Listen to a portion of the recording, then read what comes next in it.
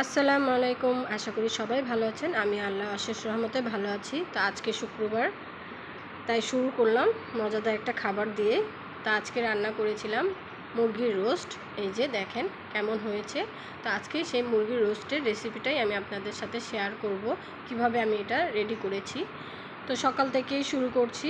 এই যে প্রথমে ঘুম থেকে উঠেই ফ্রেশ হয়ে রুটি বানিয়ে নিলাম। প্রথমে রুটি বানানোর পর তারপরে চলে যাব রান্না করতে। যেহেতু আজকে শুক্রবারের দিন বাচ্চারা অবশ্যই একটু বেশি স্পেশাল কিছু খেতে চায়। তো ও বলছে যে আম্মু আজকে বাসায় রোস্ট তৈরি করো। তো সেটার জন্যই চিন্তা করলাম, তার ছুটির দিন যেহেতু, তো রোস্ট তৈরি করা যাক। তা আমি এভাবে করে প্রথমে রুটিগুলো বানিয়ে এভাবে রেখে নিই। কে কীভাবে রাখেন আমি জানি না, কিন্তু আমি এভাবে করে বানাই। তো এই যে রোস্টের রেসিপি নিয়ে চলে আসলাম। প্রথমেই এই কয়েকটা মশলা রোস্টের জন্য ব্লেন্ডারে ব্লেন্ড করে নেবেন। এখানে দারচিনি, এলাচি, গোলমরিচ, তারপর বাদাম, জয়িত্রী, জায়ফল এসব আছে। আমি এটা পেস্ট করে নেব। আর এই যে এই কাপে আছে হচ্ছে পোস্তর দানা নিয়ে নিয়েছি, এটাও একসাথে ব্লেন্ড করে নেব। আর ব্লেন্ড করার আগে মুরগিটাকে সুন্দর করে এই যে সুন্দরভাবে পিস করে নিয়েছি, নিয়ে পরিষ্কার করে এটাকে পানি ছাড়া শুকিয়ে তারপর এটার মধ্যে কিছু মশলা দিয়ে ভিজিয়ে রাখতে হবে। মশলা বলতে কি, টক দই দেবো। তা আমার ঘরে টক দই ছিল না, তাই লিকুইড দুধটাকে একটু লেবু দিয়ে ফেটে নিয়ে তারপরে ছানার মতো একটু হয়ে গিয়েছে দেখেন। আর এর সাথে একটু লেবুর রস দিয়ে দিচ্ছি। দিয়ে এটাকে একটু সামান্য আমি এর মধ্যে কালার আসার জন্য রোস্টে একটু রং দেব, এক ফোঁটা, বেশি না। দিয়ে এটাকে সুন্দর করে কিছুক্ষণ মেখে রেখে দেব।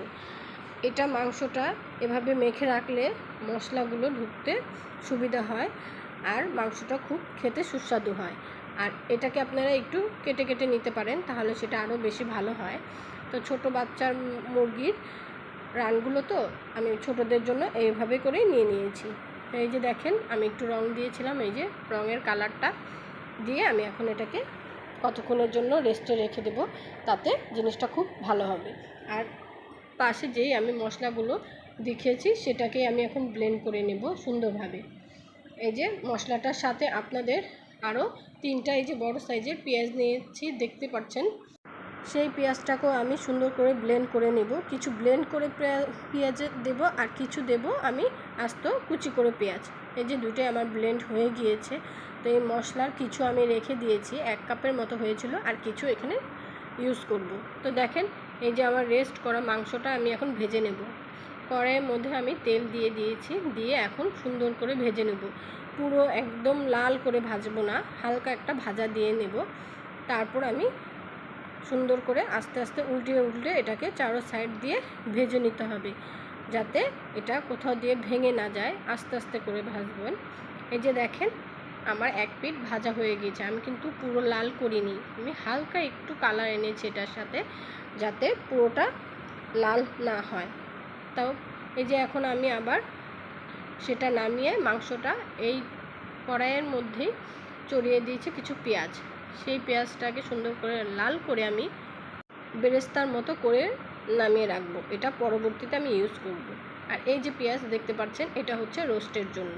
আমি বলেছিলাম কিছু আমি কুচি করে নিব, সেটাই আমি নিচ্ছি।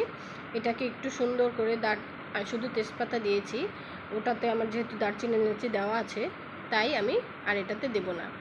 আর এই যে দেখেন মাংসটা কি সুন্দর কালার আসছে, ভাজা হয়ে গিয়েছে। আমার কিন্তু একটু ভেঙে যায়নি কোথাও, তাই আপনারাও আস্তে আস্তে করে সুন্দর করে করবেন।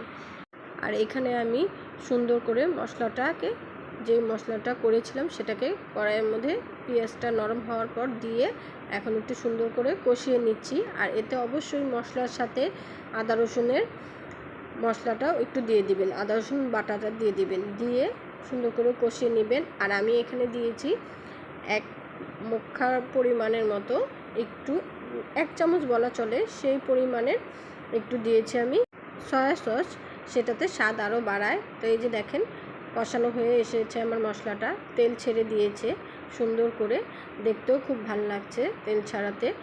আর এই যে এখন আমি মাংস দিয়ে দিচ্ছি, মাংস পিসগুলো দিয়ে সুন্দর করে মশলাটা আমি কষিয়ে নিব।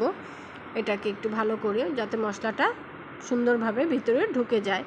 এভাবে করে কষার পর আপনারা তার কিছুক্ষণ পরই 1 কাপ দুধ দিয়ে দিবেন। এই যে আমি 1 কাপ দুধ দিয়ে দিয়েছি। এই 1 কাপ দুধে আমার মাংসটা সুন্দর হয়ে যাবে এবং দুধটা যখন শুকিয়ে আসবে তখনই আমি এটাকে নামিয়ে ফেলবো।